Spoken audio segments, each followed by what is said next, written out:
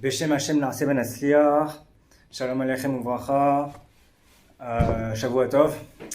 Alors je vais faire vite fait très rapidement, enfin je vais essayer de faire rapidement. Je sais que c'est un peu problématique quand ça dure une demi-heure, donc je vais essayer de... Voilà. Alors voilà, je vais juste lire quelques petites anecdotes, quelques petites histoires sympas qui sont dans le commentaire sur Parashat Noach. Oui, je suis un peu en retard, on est Motzei Shabbat et tout, mais c'est pas grave. C'est pas grave, c'est l'intention qui compte, comme on dit. Donc, quelques petites histoires sur le commentaire de Parashat Noach, toujours dans le commentaire du Pninia Torah, édition Torah Box. Des histoires sympas et ça va être beaucoup un peu de moussard sur le comportement à avoir envers les autres, envers les autres au sens large, c'est-à-dire toutes les créatures. Donc, on va commencer. Petite histoire sympa. Alors, en fait, donc là, il y a une histoire. C'est par rapport au verset où Mikol Achai Mikol Basar Shenaim Mikol Tavi El Ateva Le Achayot Itar. Donc de tous les êtres vivants, de chaque espèce, tu en recueilleras 2 dans l'arche pour les conserver avec toi. Donc en fait, il y a une petite histoire qui s'est rapportée. Donc en fait, c'est une histoire avec Rabbi Shimon ben Shetar, alav Shalom. Un jour, il avait besoin d'un âne pour transporter ses affaires. Alors il a demandé à ses disciples de lui trouver un âne et de l'acheter. Alors ses disciples, ils cherchent un peu, là dans le chouk et tout, ils cherchent à retrouver un âne à acheter. Et ils voient un Ismaélite qui vendait un âne. Donc ils ont acheté l'âne chez l'Ismaélite. Et ils l'ont ramené à Rabbi Shimon ben Shetar. Et Rabbi Shimon ben Shetar, quand il regarde l'âne, il voit qu'il y avait... Genre on voyait pas clairement, c'était pas très visible, mais on voit qu'il y avait sur l'âne accroché une pierre précieuse. Et forcément, il a direct compris, tout le monde a compris que c'était pas vendu avec l'âne, c'est l'Ismaélite. Il a pas pensé, il a oublié sa pierre précieuse qu'il avait laissée sur son âne et il a oublié, il avait pas pensé et du coup ça s'est retrouvé sur l'âne. Et les disciples de Rabbi Shimon ben Shetar, ils lui citent un verset dans Michelet, dans les Proverbes, chapitre 10, verset 22, il me semble que c'est ça exactement. Il dit c'est la bénédiction de l'Éternel qui enrichit. Et ils lui disent voilà, regarde, Dieu il t'aime. Tu voulais un âne et il t'a donné l'âne et la richesse. Qu'est-ce qu'il répond à votre avis, Rabbi Shimon ben Shetar? Qu'est-ce qu'il répond? Qu'est-ce qu'il a fait? Il a dit à ses disciples allez, je vous prie, rendre cette pierre précieuse à l'Ismaélite. J'avais l'intention d'acheter uniquement un âne et je n'ai pas demandé à être riche. Je préfère faire un Kiddush Hashem, je préfère sanctifier le nom de Dieu par mon intermédiaire. Que le nom de Dieu soit sanctifié par mon intermédiaire. Déjà, la plupart d'entre nous, on aurait tendance à dire pour Hachem, et hop, on prend la pierre, on en a rien à faire que ça se trouve c'est un truc qui de génération en génération qui se transmet chez eux dans leur famille, peut-être le pendentif de l'arrière grand-père, vous savez même pas, et que le mec, ça se trouve c'est ça qui le rend riche ou qui lui permet de faire tenir son commerce et vous allez lui prendre, il va souffrir toute sa vie, il va pleurer, il va faire faillite, il va dormir dans la poussière. Nous, la plupart des gens on n'a rien à faire. Surtout que c'est un Ismaélite, alors on n'en a rien à faire. Et voilà ce que nous enseigne ici, c'est une histoire. Alors voilà, donc justement, les disciples ils rendent la pierre précieuse à l'Ismaélite et vous voyez qu'il a fait quoi? Ils ont traité de voleur, machin, ou je sais pas, il les a agressés, il leur a dit sale juif. Non. L'Ismaélite, il a commencé à sauter de joie en disant béni soit le Dieu de Shimon ben Shetar. Comme ça, il répétait, il sautait de joie. Grand Kiddush Hashem. Grand Kiddush Hashem. En tout cas, c'est clair que alors ça, c'est une histoire tirée du Talmud de Yerushalmi, dans Baba Metzia, chapitre 2. Et franchement, je vous dis la vérité, moi, j'ai lu ça, je me dis, c'est incroyable. Je sais pas si vous vous rendez compte, on parle d'un Ismaélite. À l'époque du Talmud Yerushalmi, c'était quoi? Il y avait même pas encore les chrétiens, ou le tout début des chrétiens, c'est-à-dire les juifs, les sectes juifs qui portaient les sectes juifs, quoi. Il n'y avait pas encore chrétiens à cette époque-là. Et les musulmans encore moins, c'est-à-dire que les Ismaélites, c'était quoi? Des Ismaélites, c'est-à-dire c'était des descendants d'Ismaël ou des Arabes, comme vous voulez, païens, barbares, idolâtres, père et Adam, tout ce que vous voulez. Que même Alpi Halacha, selon la Halacha, des Hakoum, des Ovdei Kochavim et Mazan, des Ovdei Avodazara. Le mec, il a perdu son pendentif. Il a perdu son rubis, son diamant, là, sa pierre précieuse. il l'a perdu, ou c'est taout, ou c'est tout ce que vous voulez. Le mec, il a pas fait gaffe, il a oublié sa pierre, bon, il est parti avec. Alors, Alpi Halacha, selon la Halacha stricte, on a le droit de garder la pierre. Bien sûr, on a le droit. Les disciples, c'est les disciples de Rabbi Shimon Ben Yochai, ils vont pas lui dire, ah bah c'est bien, si c'est une avéra. Ça veut dire qu'il l'a fait. C'est-à-dire qu'il aurait pu garder, je veux dire, la pierre précieuse Alpi Halacha, la Halacha stricte. Mais lui, il s'est pas comporté selon la halakha stricte, il s'est comporté selon le moussar. Il s'est comporté avec l'amour des créatures, comprendre, se mettre à la place de l'autre, et que surtout, c'est parce qu'il en avait besoin. Apparemment, lui, il en avait pas besoin. Apparemment, lui, ce qu'il dit, c'est qu'il en avait pas besoin. Mais quelqu'un même qui en aurait besoin. Imaginez même, je vais vous dire même un truc que même j'en ai parlé ici avec un bachour ici, un tzaddik, un grand tzaddik, qui s'appelle Shmuel Eliyahu, désolé, vous entendez décrit, bon, peu importe. Donc, oui, Shmuel Eliyahu, donc c'est un parcours ici qui est un grand tzaddik. J'en ai discuté un peu avec lui, cette histoire, etc. Et il est d'accord avec moi que même quelqu'un qui aurait besoin de cette pierre, ok? Quelqu'un qui aurait besoin de cette pierre, il prie, il a besoin, il est mal, il est à moins 10 000 sur son compte, Chas v'Shalom, enfin, je veux dire, voilà, vous avez compris, il est pas bien, il a besoin d'argent, il a besoin de richesse, il a besoin de quelque chose, de parnassa. Et oui, tout vient de Dieu. Tout vient de Dieu. Akol mina shamayim, tout vient de Dieu. Donc, à un moment, il se retrouve comme ça au 21e siècle, imaginez-vous, pas avec un âne. Pas avec un âne. Mais, pas avec un âne, mais en tout cas, donc il y a une situation pareille où vous avez la pierre précieuse, etc. Et vous en avez besoin. À ce moment-là, vous avez deux possibilités. Oui, selon la halakha stricte. Bien sûr que vous pouvez le garder, même remercier chez moi, merci à Kadosh Baruch Hu, j'en avais tellement besoin. Il n'y aura pas de problème. C'est pas une avéra, quelque chose d'assourd ou de mauvais. Chas v'Shalom, c'est très bien. Enfin, c'est très bien. C'est pas très bien, mais c'est acceptable. C'est acceptable. Il n'y a pas de problème. Mais maintenant, même, j'en ai parlé à quelqu'un de plus sadique que moi, comme je vous l'ai dit, et même lui est d'accord avec moi. Que si maintenant, vous, là, au 21e siècle, vous arrive la même chose, vous avez besoin d'argent, Dieu, il vous envoie comme ça, bam, il vous l'envoie.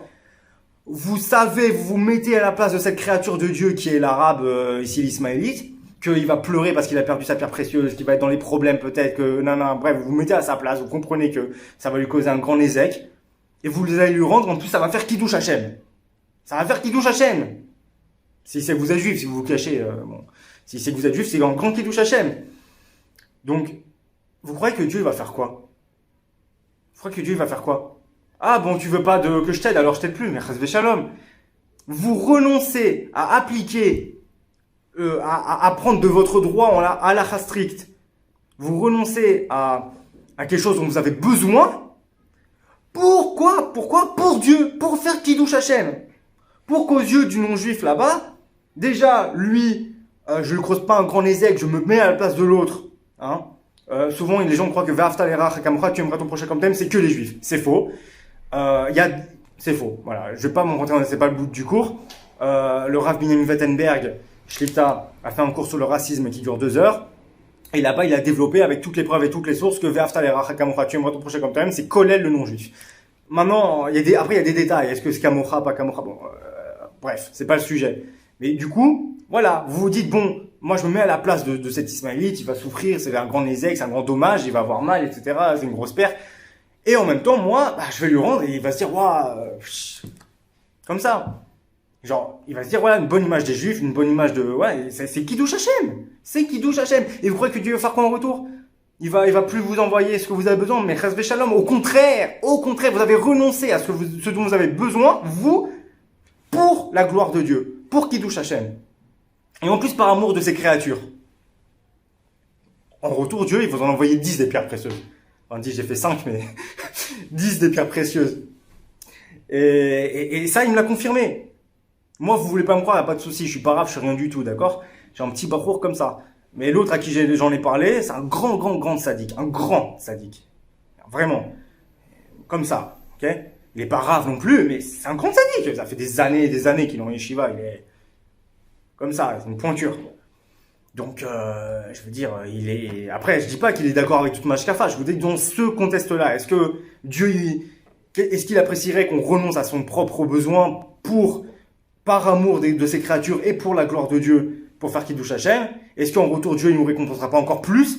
Eh ben si, parce que justement, au lieu de se comporter, oui mais c'est mon droit, c'est la halakha, c'est mon droit de prendre, je suis pas obligé de lui rendre la pierre précieuse. Ok, c'est votre droit à la halakhique. Mais Dieu il attend quoi? Si vous vous comportez comme ça, Dieu il vous se comportera avec vous pareil. Droit halakhique. Vous avez des mérites? Ok, vous n'avez pas de mérite? Au revoir. Comme ça. Si vous comportez en moussard, avec du moussard, de l'éthique, de la bienveillance, des hiérarchies, des valeurs, vous faites plus, vous êtes prêt à renoncer à vous-même pour le bien d'autrui et pour la gloire de Dieu, vous croyez que Dieu va faire quoi? La même chose. La même chose, il va vous donner... C'est évident, c'est évident. Et aujourd'hui, et que dire aujourd'hui? Parce que là, je vous ai dit, on parle d'un ismaélite, un polythéiste barbare idolâtre Père et Adam, que Alpi Halakha, comme je vous l'ai dit, voilà, vous n'êtes pas obligé de lui rendre. Vous n'êtes pas obligé de lui rendre. Et voilà, regardez ce que, voilà, Rabbi Chaim Beshetar, Alav Shalom, un grand chacham, c'est dans le Talmud Yerushalmi, mais il lui rend un ismaélite, un barbare, un idolâtre qui sacrifie ses petites filles devant des statues. Il lui rend la pierre précieuse, il lui rend, et ça fait un Kiddush Hashem, énorme, immense. Alors que dire aujourd'hui des Ismaélites de notre époque, les arabo-musulmans, nos oncles ismaélites? Vous pensez quoi d'eux? Ah ouais, mais non, mais si, mais... Moi, c'est même pas moi, c'est ça que j'arrête pas de vous dire. Moi encore, je m'écoutais pas. Mais voilà, je suis en train de vous lire. S'il y a un ismaélite barbare, idolâtre, païen, barbare qui gorge sa fille devant une statue, ok, à lui, lui, il lui a rendu la pierre précieuse parce qu'il a eu considération, parce qu'il s'est mis à la place de l'autre, il avait pitié de cet arabe qui a perdu un grand bien et que surtout, il voulait faire Kiddush Hashem pour la gloire de Dieu, pour donner une bonne image même du peuple juif. Un païen, un idolâtre, un Père Adam. Alors que dire aujourd'hui des Ismaélites de notre époque, les arabo-musulmans, qui sont musulmans? Qu'est-ce que ça veut dire musulmans?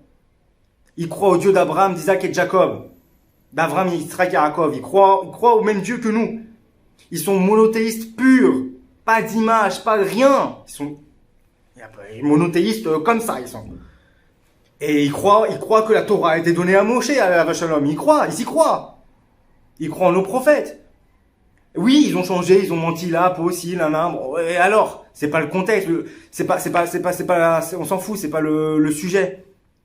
L'important, c'est que même d'après le Rambam, Zecher Tzadik Vekdosh Livracha, les musulmans, on doit les respecter rien qu'aux qu'ils sont monothéistes. Déjà qu'ils sont monothéistes, ils croient même Dieu que nous. Déjà rien que pour ça, on doit les respecter, on doit être, voilà. Donc déjà, en plus, la halakha, elle change au passage. Quand c'est un musulman d'aujourd'hui et l'ismaélite de l'époque. Parce que là, ici, après, vous me croyez pas, je m'en fous, moi je vous cite encore. Dans le cours du Rav Binyamin Wattenberg, Shlita sur le racisme, il ramène ici là-bas plusieurs preuves. Alors bien sûr, je ne vais pas tout vous citer parce que c'est hyper complet, il y a 20 millions de sources. Mais il nous cite. Voilà. Il y a un Rishon ici, dans les Rishonim. Rabbeinu Yonatan, ramené dans Shita Mikubetset sur Baba Kama 38a. Que le goy qui se comporte bien n'est pas concerné par toutes les lois qu'on dit sur eux dans le Talmud. Ils sont pas concernés par toutes les dinim, tous les décrets un peu durs sur les non-juifs. Genre justement, il perd quelque chose, tu lui rends pas, tu lui sauves pas la vie, tu les aides pas à faire des enfants, bref, plein de trucs un peu comme ça durs dans le Talmud. Voilà, un Rishon déjà, Rabbeinu Yonatan. Il nous dit que déjà là-bas, il nous dit un goy qui se comporte bien. On dit pas chez Vamis Bobné Noir, dans un bedding, bien comme il faut. Non, il se comporte bien, c'est tout. Il se comporte bien, il n'est pas concerné par les lois discriminantes, là, comme ça, les lois un peu dans le Talmud hyper dures sur les non-juifs. Il n'est pas concerné. C'est un Rishon. Un Rishon. Je veux dire, mettez maintenant tous les rabbinim d'aujourd'hui face à ce Rishon tout seul, à mon avis, voilà. Hein. C'est un Rishon. Vous savez ce que c'est, les Rishonim? Les Rishonim. On continue, après, il y a des Acharonim qui disent après. Le Rav Eliyahu Bachour, c'est charnière entre Acharonim et Rishonim, je crois. Tout début d'Acharonim, voilà. Rav Eliyahu Bachour, dans son Masoret à Masoret. Là-bas, il dit, les chrétiens ne sont évidemment pas concernés par les dynimes sévères émis contre les goyim dans la Gemara. Les chrétiens. J'ai même pas envie d'écouter, il y a encore 1, 2, 3, 4, 5, 6, 7, 8, 9, 10, 11 sources encore. Juste, je m'arrête là. Rien que là, c'est très non puissant. Les chrétiens, ils sont pas concernés. Alors si les chrétiens, que pour nous, ils sont un peu plus considérés comme ils sont entre monothéisme et polythéisme et idolâtre, enfin ils sont entre les deux quoi, ils sont charnières comme ça, entre les deux. Déjà eux, si eux, que nous on n'a pas le droit de rentrer dans une église, on n'a pas le droit de s'approcher d'une église, tout ça, si eux ils sont pas concernés par les dynimes comme ça sévères dans le Talmud, alors un musulman qui est monothéisme pur, qu'on a le droit de prier dans sa mosquée, c'est évident qu'il n'est pas concerné par ces dynimes. Donc ça veut dire que même déjà comme ça, quand à Shabbat Aveda, tout ça, il a perdu quelque chose de musulman, et bah tu lui rends. Et c'est pas moi qui le dis, c'est les Chachamim, c'est pas moi. Moi je fais que lire, et je crois, voilà, c'est tout. Maintenant, je vais vous dire quand même, parce que vous allez dire, ouais, moi je connais d'autres rabbinim qui disent pas ça. Ok, d'accord, c'est vrai. Moi-même, j'en ai parlé avec le Rav Ron Shaya Shlita, donc mon Rosh Yeshiva. J'ai parlé longuement avec lui. Et on n'est pas d'accord. Et lui, je lui ai ramené toutes ses preuves. Il n'est pas d'accord. Peu importe. Maintenant, je ne vais pas vous dire toute la discussion qu'on a eue avec lui. Voilà quoi. Les non-juifs, il y a la etc. C'est marqué dans le tour et dans tout ce que tu veux. Il m'a ramené plein de preuves aussi sur le comportement qu'on doit avoir avec les non-juifs et pourquoi et comment, etc. Mais moi, j'ai aussi amené des preuves. Lui, peu importe. Moi, je suis pas rave. J'ai pas le niveau pour débattre avec le Rav Shaya Shlita. Faut arrêter. Par contre, moi, j'ai dit très bien.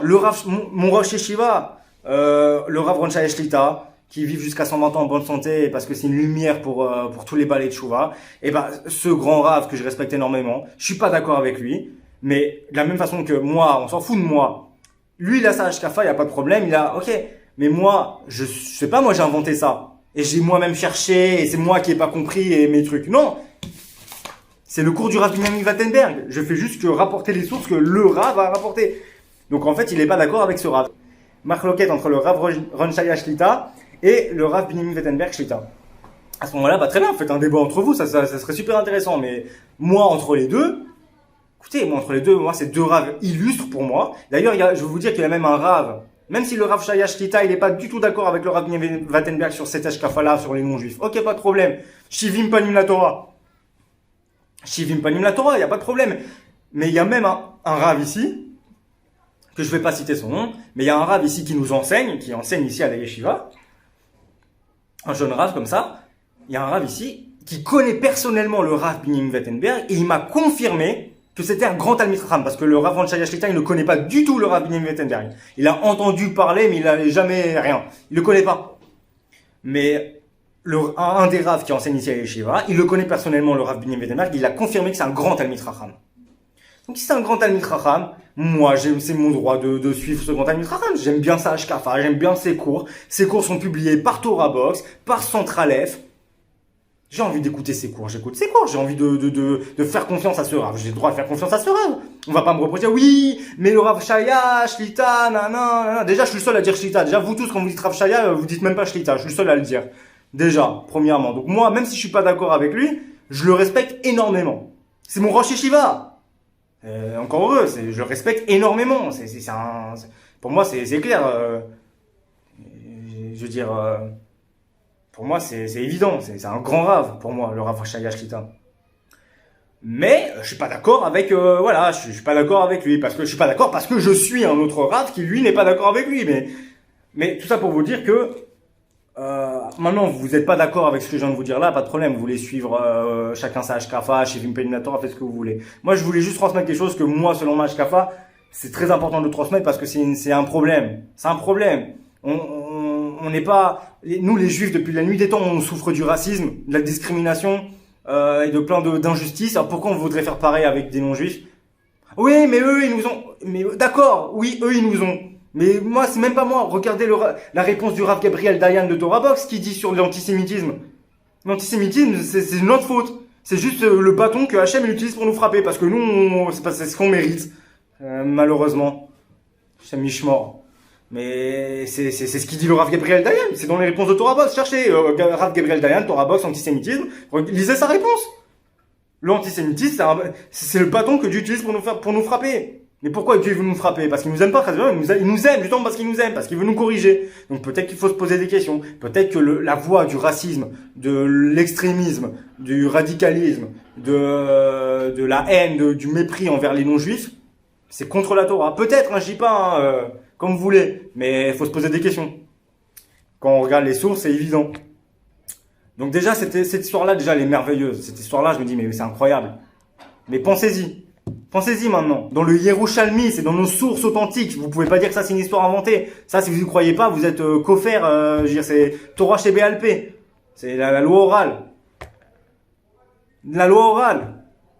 On a rendu un Ismaélite qui était païen, barbare, idolâtre, qui sacrifiait ses enfants devant des statues. À lui, on lui a rendu pour faire Kiddush Hashem. Et parce que s'il avait de la haine envers cette personne-là, il aurait pas acheté l'âne parce que déjà, il aurait pas donné de l'argent à un Oved Avodazara. Deux, il aurait pas rendu sa pierre précieuse. Donc ça veut dire que déjà, il avait une espèce, même s'il avait pas de l'amour pour cet Ismaélite, il avait au moins du respect.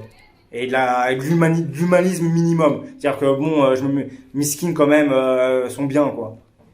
Bon, ça c'est déjà une histoire de fou. Désolé, je vous dis que ça ne veut pas faire longtemps, bah ça fera longtemps, c'est pas grave. De toute façon, il y a une autre histoire, il y a deux autres histoires que je vais vous lire.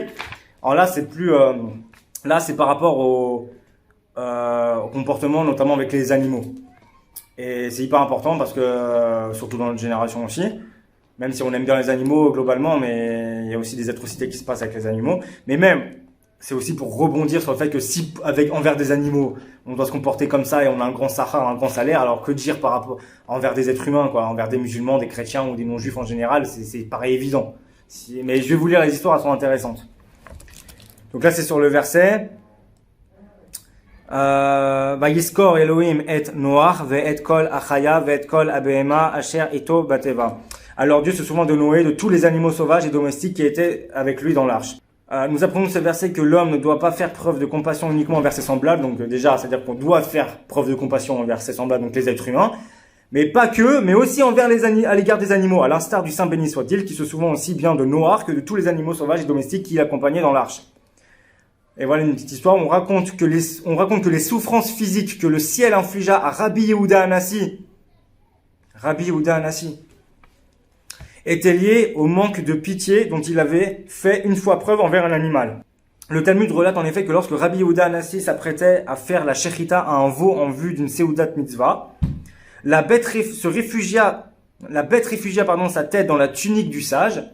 Ses yeux se remplirent de larmes et elle éclata en amers sanglots comme pour dire « Maître, ne m'abat pas ». Rabbi Yehuda Hanassi déclara alors « C'est à cette fin que tu as été créé » avant de procéder à l'abattage rituel de la bête. Une voix céleste déclara alors « Puisqu'il n'a pas eu pitié du veau, de grandes souffrances abattront sur lui. » Et ce n'est que l'épisode suivant qui mit fin à son supplice. Un jour, alors qu'elle balayait la maison, la servante de Rabbi aperçut des musardes. Que fit-elle? Elle se saisit d'un bâton dans l'intention de les tuer, quand son maître l'en empêcha.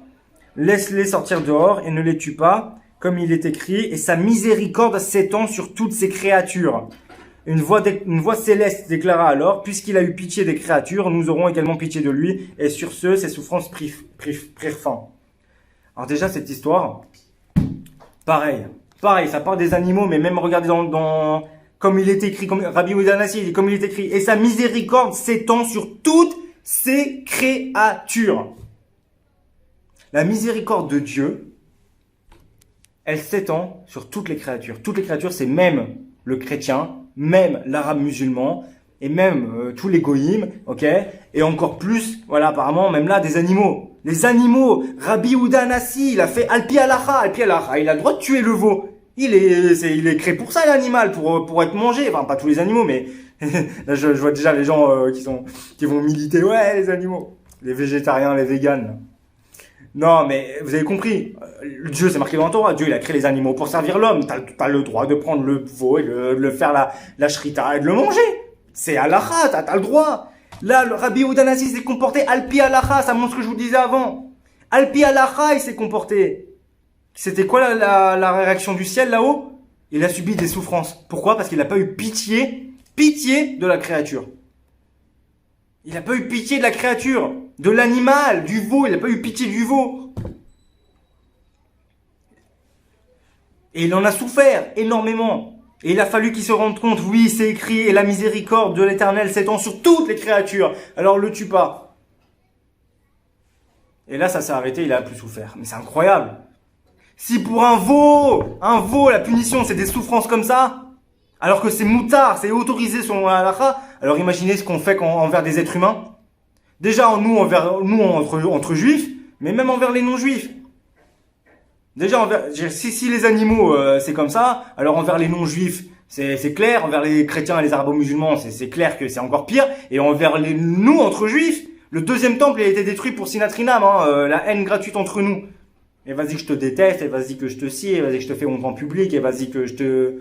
plein de magouilles comme ça pour détruire l'autre, et descendre et rabaisser l'autre. Bref, tous ces trucs-là, c'est à cause de ça que le deuxième temple a été détruit, et c'est aussi à cause de ça que le troisième n'est pas construit, au passage. Mais voilà. Je sais pas si vous vous rendez compte, hein. Mais là, on parle de l'avoir pitié des créatures de Dieu. Parce que la miséricorde de Dieu, d'Hachem, d'Akadosh Baruch Hu, s'étend sur toutes les créatures, même sur les chrétiens et même sur les musulmans. D'ailleurs, encore plus sur les musulmans que sur les chrétiens, parce qu'ils sont monothéistes purs. Et ils croient au même Dieu que nous, en nos prophètes et en la Torah. Bon, ils croient que la Torah est falsifiée, ça, sur ça, ils ont un problème. Mais ils croient que la Torah a été donnée à Moïse, c'est déjà énorme. Et ils croient que Dieu il est unique. Enfin, vous connaissez. Je vais pas vous apprendre ce que c'est l'islam, un minimum quand même. Genre voilà. Donc ils ont un srout, ils ont un minimum de srout. Donc voilà. Donc déjà, si pour un veau, voilà. Alors que dire par rapport aux êtres humains, par rapport à tous les goïms, ça paraît évident. Une dernière histoire. C'était Rosh Hashanah et une foule importante était rassemblée dans le Beth Midrash de Rabbi Yitzhak Yaakov Horowitz, dit le Chosé de Lublin. Tous attendaient avec impatience l'arrivée du maître qui se trouvait alors dans une pièce adjacente plongé dans ses derniers préparatifs en vue de la sonnerie du chauffard. Soudain, le Chosé de Lublin se tourna vers ses proches avec la requête suivante. Inspectez le Beth Midrash. Est-ce que Rabbi David de l'Elov s'y trouve? Non, répondirent les disciples. S'il en est ainsi, je ne pourrais pas commencer les sonneries sans lui. Les fidèles partirent à la recherche de Rabbi David dans les rues de Lublin et finirent par de le retrouver dans une écurie voisine.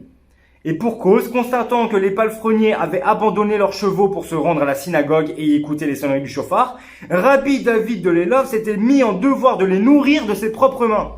« Que faites-vous là » s'étonnèrent les disciples. « Je ne suis pas prêt à écouter les sonneries du chauffard » répliqua Rabbi David de l'Elov. « Est-ce seulement envers les êtres humains que l'on doit faire preuve de bonté ? N'est-il pas dit « Et sa miséricorde s'étend sur toutes ces créatures » ? Pourquoi ces malheureuses bêtes devraient-elles souffrir de la négligence de leurs propriétaires qui les ont abandonnées à leur sort sans fourrage? Quand Rabbi David rejoignit le Beth Midrash, le Chosé déclara « Les préparatifs de Rabbi David en vue de la sonnerie du chauffard m'ont causé un immense plaisir. Le cortège céleste est descendu pour admirer la bonté et la miséricorde avec lesquelles Rabbi David s'est dévoué aux chevaux affamés. Son geste a fait taire tous les accusateurs et a annulé tous les mauvais décrets qui pesaient sur le peuple d'Israël. Les soins qu'il a prodigués aux animaux ont eu plus d'effet dans le ciel que toutes les cavanotes et méditations métaphysiques de beaucoup de grands de la génération. Sachez, conclut le Chosé de Lublin, que lorsque l'homme accomplit un geste de bonté et de miséricorde dans ce monde-ci, il entraîne que là-haut, dans les mondes supérieurs, une abondance de bonté et de miséricorde se déverse sur lui ainsi que sur l'ensemble du peuple d'Israël. Moi, quand je lis ça, d'un côté, je trouve ça magnifique, d'un côté, j'ai envie de pleurer. Je me dis, mais c'est incroyable. C'est incroyable. Là, on nous met l'accent des conséquences. On nous dit, je sais pas si vous vous rendez compte de ce qui est marqué. De la miséricorde, de la bienveillance, de la bonté, de la compassion envers des chevaux. Des chevaux! Ça a eu plus d'effet dans le ciel, ça a annulé des mauvais décrets, ça a fait plus d'effet dans le ciel que toutes les plus grandes cavanotes et méditations, etc. des grands de la génération des Gdoléadors. Nourrir un cheval. Nourrir un cheval. Je veux dire, c'est incroyable. Nourrir un cheval. Et vous allez dire, entre nourrir mon cheval et écouter le chauffard, c'est plus important le chauffard. C'est ça ce qu'ils sont dit les palefreniers. Vite, c'est le temps, là, vu que la sonnerie du chauffard, faut qu'on y aille. On nourrira les chevaux après. Quand c'est qui déjà? Voilà, Rabbi David de l'Elov. Zatzal. Quand il a vu ça, il s'est dit, mais c'est incroyable, mais je peux pas écouter le chauffard si en laissant des créatures de Dieu être affamées. C'est lui qui s'est chargé de donner de la paille, du fourrage aux chevaux. Et pour ça, des décrets ont été annulés, des décrets de souffrance, des décrets terribles sur le peuple d'Israël ont été annulés. Ça a eu plus d'effet dans le ciel que des prières et de Gdoléador. C'est pas moi qui le dis, c'est marqué dans le texte. Alors que dire maintenant de l'effet que ça a quand on fait un acte de compassion, de bonté, de générosité, de bienveillance, de tout ce que vous voulez, envers les êtres humains, envers des chrétiens, envers des musulmans, envers les non-juifs. Et encore plus envers nous, envers les juifs. Envers un juif que vous connaissez pas, là. Vous êtes ultra-orthodoxe, bien comme ça, péos, chapeau. Vous voyez je sais pas moi, un Dati Leumi ou un mec, voilà, short en dessous du genou, t-shirt, et qui pas tzitzit, ouais, mais voilà, un juif cool. Il a un autre monde. Il a besoin de votre aide, il a besoin de Sedaka, il a besoin de quoi que ce soit, il a besoin de peu importe quoi, même de vous-même. Vous voyez qu'il est en galère. Aidez-le. Aidez-le, vous allez l'aider, vous allez faire plus pour enfin, je sais pas, je vais me répéter, mais c'est incroyable. Pour un cheval. Nourrir un cheval, voilà les effets. Plus grands que des Gdoléador. Les effets dans le ciel, plus grands que des prières de Gdoléador. C'est pas moi qui le dis, c'est marqué dans le texte, encore une fois. Alors que dire maintenant? Des actes de bonté, de compassion, de bienveillance, etc. De Kiddush Hashem envers des non-juifs. Level supérieur. Maintenant, envers nous, envers le peuple d'Israël. Encore supérieur, encore plus. C'est la famille, c'est le peuple. Et envers votre propre famille, votre père, votre mère, vos frères, vos soeurs, vos cousins. La famille encore plus proche. Et ben là, vous atteignez, voilà. Je sais pas. Je sais pas quoi vous dire. Hein. J'avais vraiment besoin, j'ai lu ça, j'étais obligé de vous le dire. On nous enseigne tellement de trucs, de moussard, de trucs tellement profonds dans la Torah, là dans Parashat Noach. Je veux dire, tout le monde, la plupart des rabbinis vont vous faire plein de cours, etc. sur d'autres choses. Mais bizarrement, moi j'avais envie de partager ça parce que personne ne partage ça bizarrement. Pourtant c'est là-dedans, hein. Mais personne ne partage ça. Ah, ceux qui le lisent, bon, ils le lisent, ok, c'est sympa, et hop, on tourne vite la page. Bah moi non, je tourne pas la page, je la garde et je vous la transmets.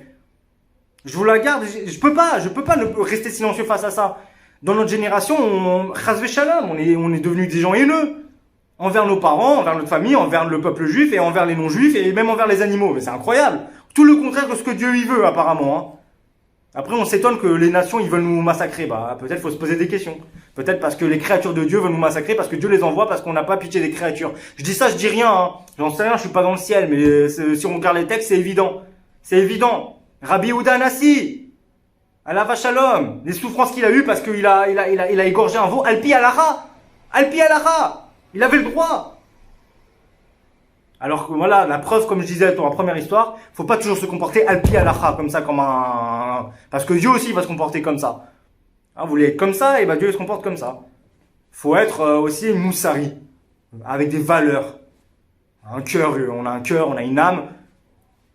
Ouais, un peu de cœur, un peu de comportement juif, de comportement spirituel. Pas...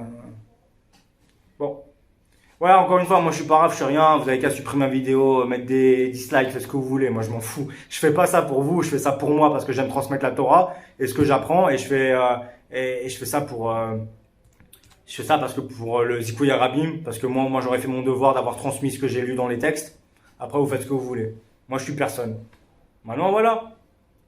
Si quelqu'un a envie d'en parler, d'en discuter, d'en débattre, pas de problème, écrivez dans les commentaires, je vous filerai le lien de mon serveur Discord et on parlera si vous voulez. Bon, voilà, sinon, je vous souhaite Shavua Tov, une très bonne semaine, plein de Hatzlacha et une bonne santé, Refoua Shlema pour tous les malades d'Israël. Bref, que votre semaine se passe super bien et Bezrat Hashem, que Dieu nous donne la compréhension claire de la Torah, que nous donne un grand cœur généreux, plein de compassion, pour toutes ces créatures. Toutes. Voilà. Baruch Adonai Olam. Amen ve Amen.